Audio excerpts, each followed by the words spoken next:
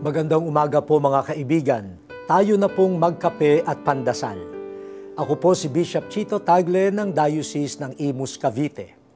Pagnilayan po natin, isabuhay ang Easter sa katatagan sa pagsubok. Ang taong tumataka sa pagsubok, lalong hinahabol nito. Walang tao na gustong magpasan ng bigat ng pagsubok. Subalit, wala rin namang tao na makakaiwas sa pagsubok. Ang buhay ay masaya, hindi dahil walang hilahil. Sa halip, matiwasay ang buhay kung nagtatagumpay ang katatagan ng loob sa gitna ng pagsubok. Isa po ito sa sagisag ng Easter. Saan nagmumula ang katatagan na dulot ng Easter?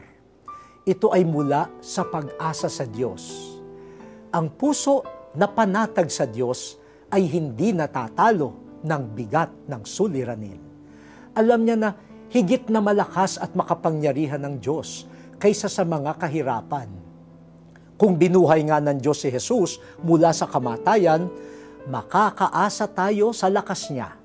Kaya ng Diyos gawin ang hindi natin kaya.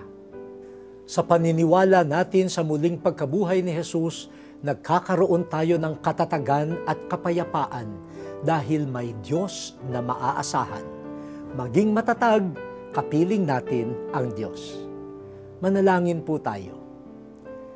Bigyan mo kami, O Diyos, ng matatag na kalooban at pag-asa, lalo na yaong labis na nabibigatan sa pasang krus sa buhay.